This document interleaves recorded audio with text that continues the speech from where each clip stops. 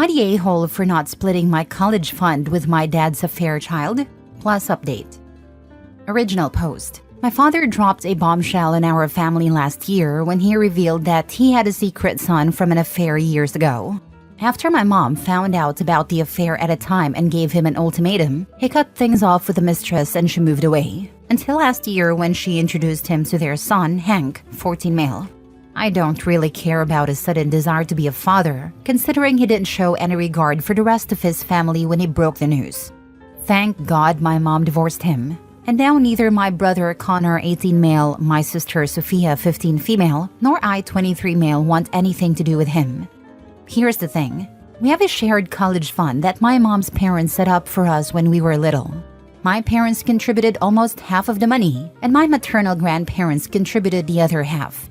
The account remains under my mom's control after the divorce. As far as I know, my father stopped contributing to the fund after they split. Last month, I found out that my dad has been harassing my mom because he wanted to add Hank as a beneficiary to the college fund for me and my siblings. He claims that since Hank is his son, he is entitled to the fund that was set up for Connor, Sophia, and me. My mom told him off, but now he's been going around bad-mouthing her online and to their mutual friends, saying that she is heartless and cruel for taking her anger out on an innocent child. He also had the nerve to reach out to me, trying to pressure my mom through me. He said I should consider opening my heart to Hank, who grew up without a father and wasn't given the same opportunities as my siblings and me. I left him on red because, honestly, the things I wanted to say to the callous man would not have been pleasant. Yesterday, he changed tactics and said he wanted to withdraw all of his contributions from the account, divide them so that Hank get a share, and then deposit the remaining money back. He added a caveat that, since Connor and I didn't need a college fund for tuition due to our full-ride scholarships, the money should be divided into 2 parts, for Hank and Sophia, instead of being split 4 ways among his 4 children. Now my dad, some of his side of the family, and even the mistress are pressuring my mom to agree to this. I'm praying that she won't give in. It makes me furious that we're being asked to split our college fund with my dad's affair child. Even if I don't need the money for school, I will need it in the future, and so will Connor. I know for a fact that my dad wouldn't use the same reasoning to exclude Connor and me from the fund if it meant leaving the money solely for Sophia. It's all about Hank. I understand that Hank is innocent and not responsible for his parents' actions, but I don't see him as my brother. To be honest, I don't even see my father as a father anymore. As far as I'm concerned, my family consists of me, my siblings, and my mom. That's it. So, am I the a-hole? Now for the top comments before reading the update. Info. We have a shared college fund. What legal type of fund? Even if yes, I don't need to use the money to pay for school, I will need it in the future. Are you sure that's even an option? Where I live, if the funds are unused due to scholarship, we can withdraw it and won't be penalized. And I am considering getting a master's, so even if I didn't have to pay for undergraduate, I probably will need it for grad school. The fund is a state-sponsored savings plan. Sorry I can't give the actual name since it's very specific to where we live. Not a-hole at all. Where does your father get the idea that he set up this fund when it was your grandparents on your mom's side? Do his family members know the whole story? Yeah, that man's delusion is out of this world. His audacity is truly unmatched. My paternal grandparents know and support us. I know my grandma has been trying to get him to back off, but he unfortunately doesn't listen to her. It's mainly my dad's brothers who are joining him to harass my mom. I don't know if they know the full story or not. Since grandma and grandpa know, I feel like they do too. Not a-hole. He can deal with his crappy decisions. The divorce is finalized. He can't go back and change the terms now. Additionally, it sounds like he didn't put in most of the money. It sounds like at most he put in 25%. Either way, he no longer has any claim to it. He can take out loans for Hank. I guarantee that Hank will not see a penny of that money if your dad gets a hold of it. And Sophia definitely will not see her half if it happens. Now for the update. Thank you so much, everyone, for the support and advice. I really appreciate it. I talked to my mom this morning about getting a lawyer involved and possibly a restraining order. She has been in contact with a lawyer regarding my dad's demands, and it seems he really doesn't have any legal rights to the college fund. I think some of you are correct in saying that he's doing all this because he knows he wouldn't win in court. As for the restraining order, my mom is hesitant to pursue one right now since my dad has visitation rights with Sophia, and she doesn't want to complicate things for my sister. However, she promised that if the situation gets worse, she will consider it. My brother Connor and I have also decided to take turns coming home on the weekends so that our mom and Sophia aren't alone, just in case anything happens. To clarify a few things, we haven't involved my mom's parents in this because their health isn't the best right now. When my grandfather first heard about the cheating and the secret son, he was so shocked that he had a heart attack. Thankfully, he has mostly recovered, but none of us want to put any additional stress on him. According to my dad, he didn't know about Hank's existence until last year when his mistress came back into the picture. No one in our family was aware of Hank until my dad brought him to a family event and broke the news to everyone. He blindsided and humiliated my mom, and that was the final straw for her, leading to the divorce. I honestly don't have anything against Hank. It's just that right now, I can't imagine spending time with him. He's still a minor, so any interaction would have to involve either our father or his mother. And that's a situation I'm not willing to put myself in at the moment. Maybe things will change in the future. Who knows? Hopefully this situation gets resolved soon. Thank you again, everyone, for the amazing advice and words of support. Next story. Am I the a-hole for wasting everyone's time in therapy because I was accused of lying? My mom, her husband, a die 16 female, have been in group therapy together. We started therapy a few weeks after Father's Day because that was the final straw for them. They insisted we needed therapy to work on why I won't let us be the family they want. We began at the end of July, and by the end of August, my mom accused me of lying, called me a liar, and laid out this big sob story about how much it hurt her to have me lie to her and do everything I could to destroy her marriage. It ticked me off so much. I never lied at any point. I said as much in the follow-up session, and the therapist asked me to explain my side and how I felt about my mom calling me a liar. My mom kept trying to interrupt me, told the therapist to shut up, and then accused me of being a vicious liar. To give some background, my mom and her husband got married 3 years ago, moving in together 2 months before the wedding. Before they moved in, they sat me down and asked if I was okay with us all living together and becoming a family of 3 again. My mom brought up how we'd have a man around the house again. My dad died, and she said it would be good for her to have a husband, and for me to have a dad. Her husband said he couldn't wait to be my dad, and that he had always wanted to be a father. He even mentioned that he already had plans for us for Father's Day. This was back in February, 3 years ago.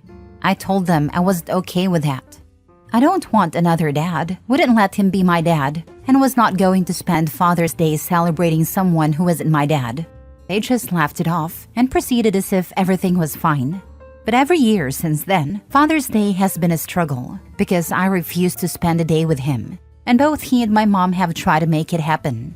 I meant what I said. I've never called him dad or let him feel that role in my life. This year, he snapped. He had a temper tantrum and said I was supposed to be with him on Father's Day, not spending the day alone, and that he didn't sign up to be nothing to me. My mom called me a liar because she claims I promised to develop a close relationship with her husband and agreed to what they asked. She said I told them I would give him Father's Day, but I lied and didn't follow through on any of it. I made them believe I was a willing participant and that I wanted us to be a family.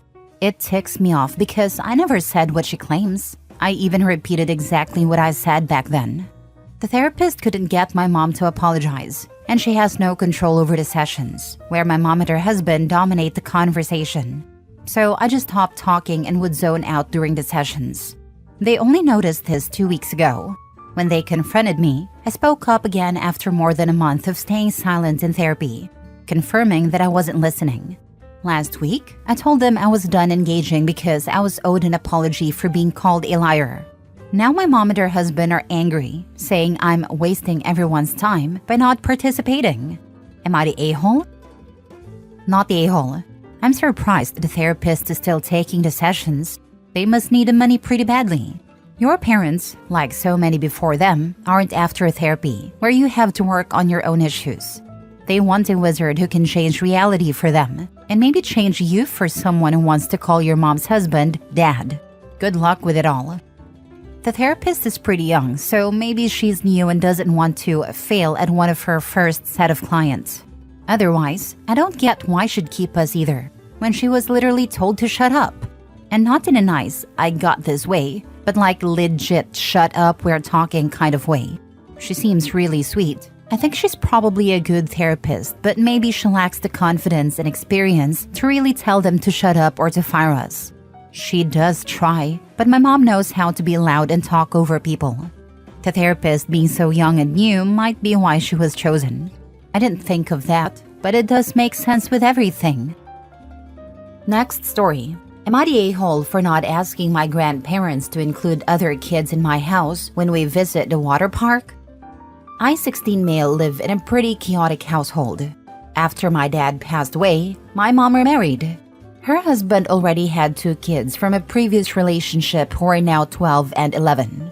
About 18 months after my mom and stepdad got married, my stepdad's best friend went to jail, and they took in his 2 kids who are now 8 and 6. Then my stepdad's sister passed away, and her child who is 5 also came to live with us. So in total, there are 6 kids including me, living in the house with my mom and stepdad. My dad's parents visit me a few times a year. My mom doesn't let me see them too often because she's worried that the other kids will feel left out, especially since my grandparents don't automatically include them or send them gifts. About a week ago, my grandparents told me they were planning to take me to a water park that had recently been renovated about 2 hours away. They said we could make a day of it, and my mom had already given them permission to take me for the whole day. After my call with them ended, my mom, who had been listening in, asked if that was the water park the other kids had been talking about. I told her I wasn't sure, but probably since everyone at the school had been mentioning it. A few hours later, my mom told me that she had talked to my stepdad and they wanted me to ask my grandparents to include the other kids in the trip. She said they could never afford something like that on their own, but since my grandparents could, she thought they should be willing to include all the kids just as once, because it's such a popular and exciting place. She even offered to come along and help supervise. I told my mom that I didn't want the other kids to come because I wanted to spend time with my grandparents alone. She insisted that I needed to ask my grandparents, saying they would never agree if she asked, but might say yes if they thought I wanted everyone to come. She gave me a few days to ask, but I didn't. Then my stepdad joined the conversation, and both he and my mom reprimanded me for being selfish and greedy. They said I had a chance to do something kind and wonderful for my siblings, and that it wasn't like my mom wasn't willing to help out. They reminded me that I'm the only one in the family with grandparents, so I should be encouraging a more inclusive dynamic. My mom even said that while she might not be able to force the issue, she could remind me that I'm not being the best older brother and that one day, I might actually consider them my siblings and regret not trying to make them happier. So, am I the a-hole? Now for the top comments. Not the a-hole, and please let your grandparents know you're being coerced. Maybe you can go live with them? I told them what was going on, but living with them isn't an option yet. We looked into it before, but legally I don't get to influence the decision like some states allow. If your mother wants to ask your grandparents to include others, she should do the asking, not you. She wants you to ask, so it will seem like your idea, not the a-hole. Yeah, or so she can get the answer she wants to hear. She doesn't really care about whether they'd be wanted or not while there, which is kinda awful to do to them too. It isn't fair that she keeps you from your family. Is she expecting your grandparents to pay for all of the other children too? Because that's a very expensive day. I feel for you and your grandparents. I also feel for the other kids. I mean, it would be nice for them to have grandparents as well, but your mom definitely can't force other people to step up as grandparents for kids they have no ties to. Yes, they're supposed to pay for them, and my mom said she'd pay for her own ticket only. Yeah, that is not okay.